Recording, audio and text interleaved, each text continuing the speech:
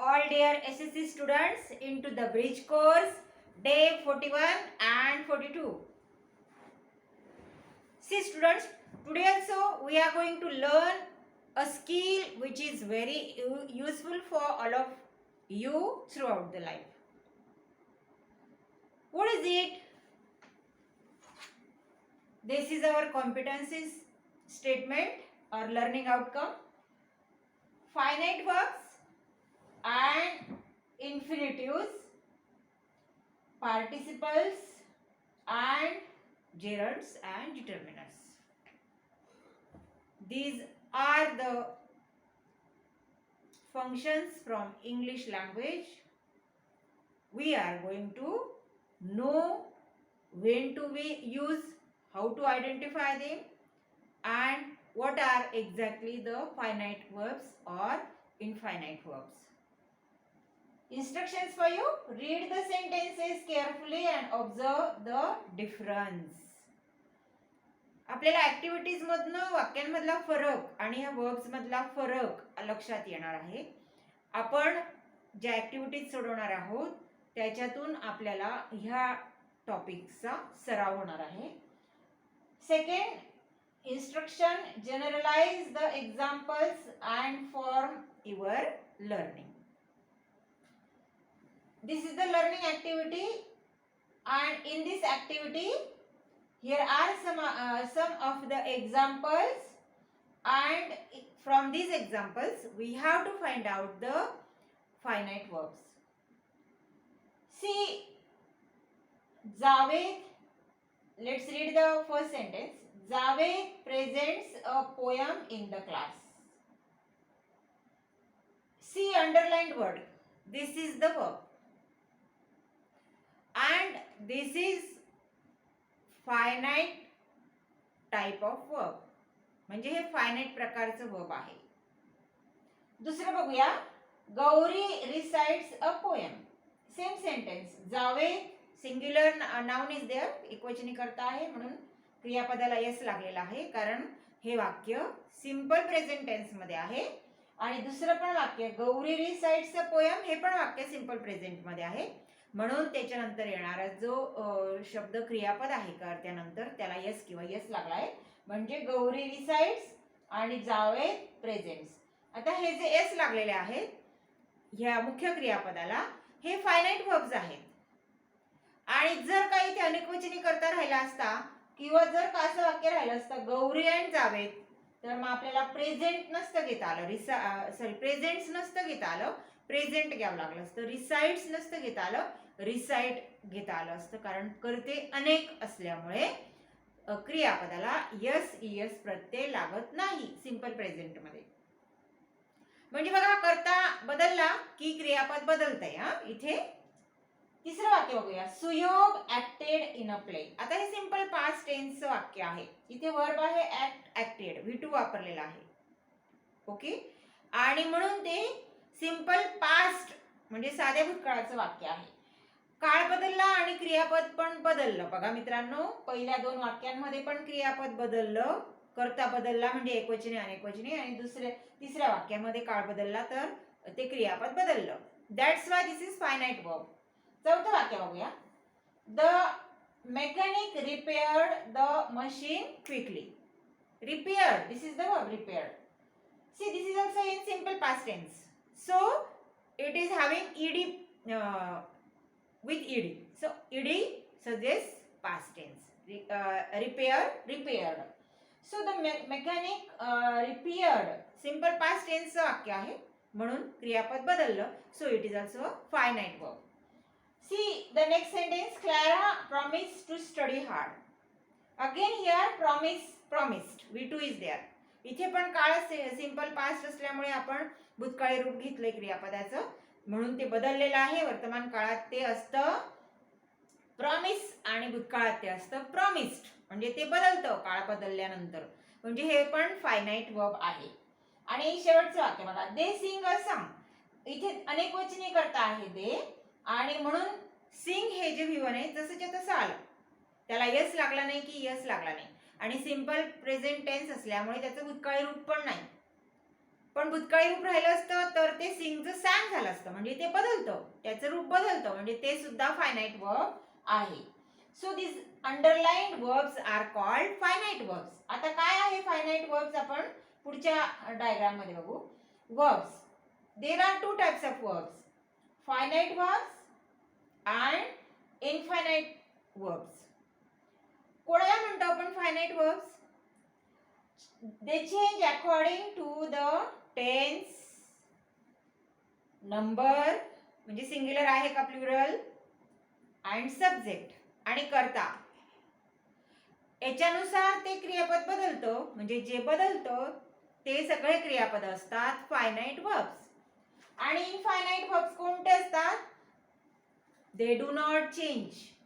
तुमचा काळ बदलो, क्रियापद एक असो अनेक असो, सॉरी करते एक असो अनेक असो, काळ कोणताही असो किंवा एकवचनी करता असो की अनेकवचनी करता असो, ते बदलत नाहीत, ते तसेच राहतात. त्यांना म्हणतो आपण इन्फिनाइट वर्ब्स. ओके, ते कोणते असतात मग? They do not change. For example learning. Learning हे प्रेझेंट पार्टिसिपल आहे आणि लर्न्ड, लर्न्ड हे पास्ट पार्टिसिपल आहे. म्हणून हे दोन्ही इनफायनाइट वर्ब्स आहे. किंवा टू गो हे इन्फिनिटिव्ह आहे. इन्फिनिटिव्ह म्हणजे पण इनफायनाइट वर्ब. सगळे इन्फिनिटिव्हज हे इनफायनाइट वर्ब्स आहेत. ओके, म्हणजे टू लागलेलं मेन क्रियापद. So these are the infinite verbs and these are the finite verbs. Let's move to the copy this diagram in your notebook. Let's move to the next slide. Find whether the underlined verbs are finite verbs or not. आता हे खालचे underline केलेले बघूयात आपण, ते finite verbs आहेत का नाही आहेत ते. First sentence, Jagdish likes to play the guitar. Already underlines are given there. Jagdish likes to play the guitar. आता इथे जो लाइक्स आहे हा जगदीश एकटा असल्यामुळे सिंपल प्रेझेंट टेन्स मध्ये लाईकला लाइक्स झालेला आहे. म्हणजे क्रियापदाला लाईकला आपण लाइक्स केलेला आहे म्हणजे ते बदलतं, म्हणजे ते फायनाइट वर्ब आहे. पण त्याच वाक्यात बघा टू प्ले हे इन्फिनिटिव्ह आलेलं आहे, ते मात्र इनफायनाइट वर्ब आहे. एकाच वाक्यात दोन्ही वर्ब आहेत बघा इथे, म्हणजे फायनाइट वर्ब पण आहे आणि इनफायनाइट वर्ब पण आहे. Okay, so let's move to the next sentence. Sharif is helping his mother. आता इथे जो हेल्पिंग शब्द आहे ना तो फायनाइट वर्ब नाही आहे, तो इनफायनाइट वर्ब आहे.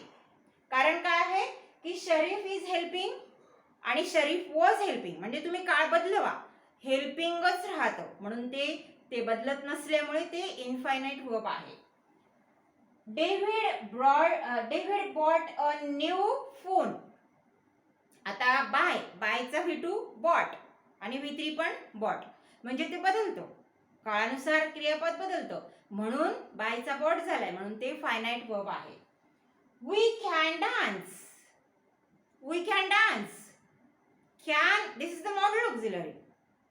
म्हणजे काय की सगळे मॉड्यूल ऑक्झिलरीज जे आहेत ना ते वर्तमान काळामध्ये, म्हणजे हा कॅन आहे पण त्याचं भूतकाळी रूप हे कुड आहे म्हणजे ते बदलतं, म्हणजे ते फायनाइट वर्ब आहे.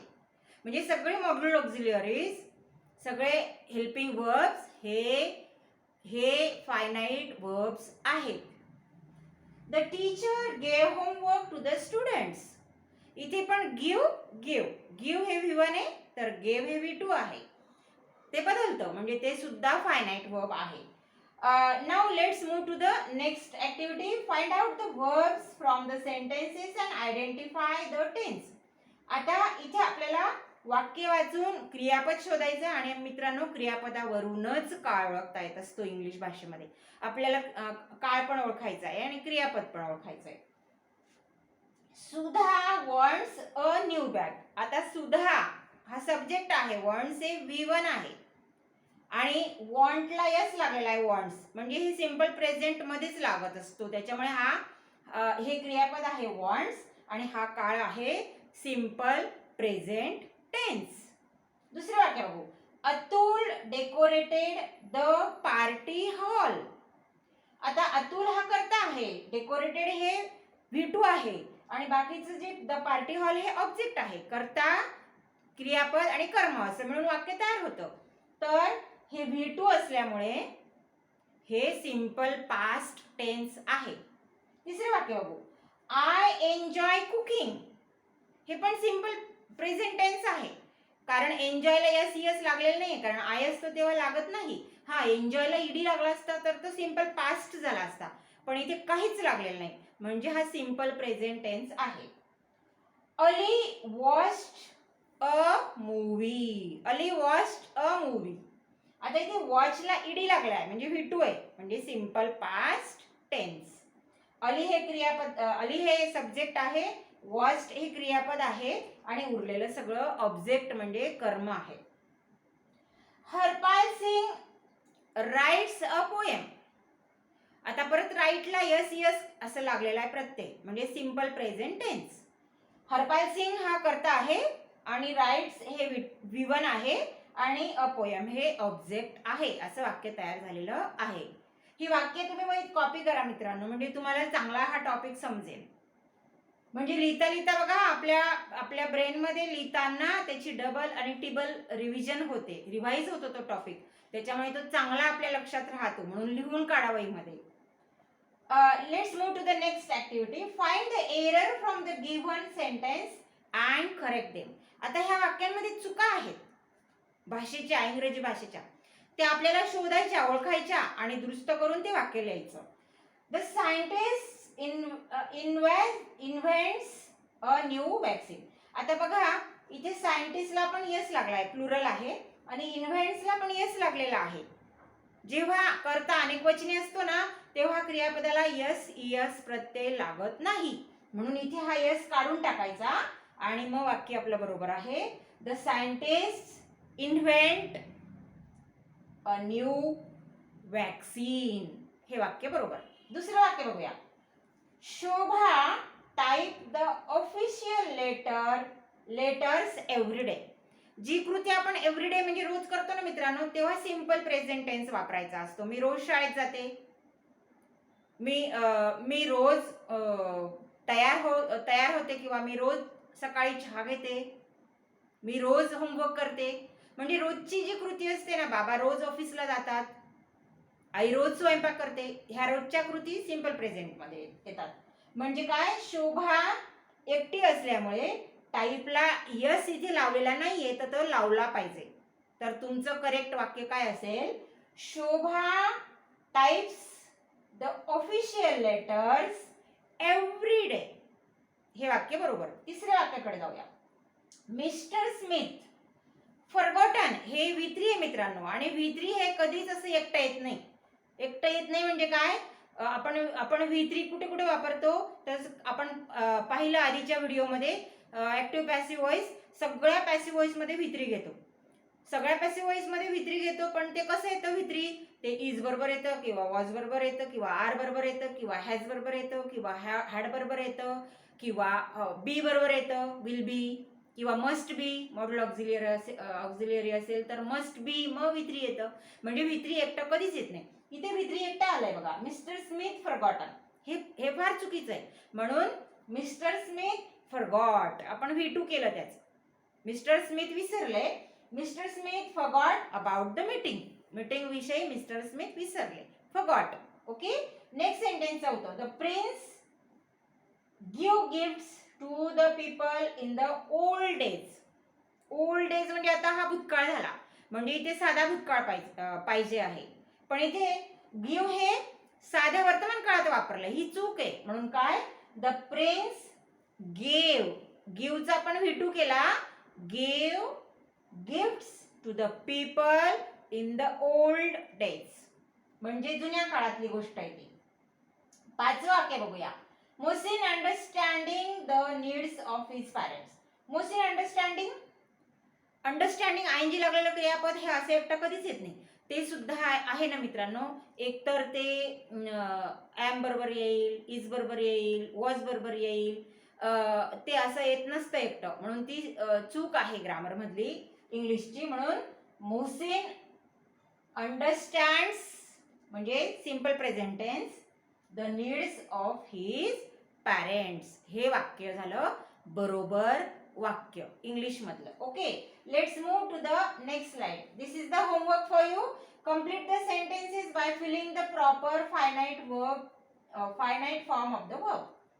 चिल्ड्रन, आता इथे बघा मित्रांनो, children play on the playground, on the ground yesterday. Children play on the ground yesterday. आता बघा मित्रांनो, एस्टरडे हा भूतकाळ आहे. एस्टरडे हा भूतकाळ आहे म्हणजे इथे साधा भूतकाळ येईल. म्हणजे तुम्ही प्लेचं काय करायला हवं, ते बरोबर भूतकाळी क्रियापद करा आणि ते गाळलेल्या जागी वापरा. वी विल म्हणजे विल आल्यामुळे we will dash the new lesson tomorrow. Tomorrow काय आहे, भविष्यकाळ आहे, उद्या. मग विल आलेलाच आहे भविष्यकाळ दाखवायला.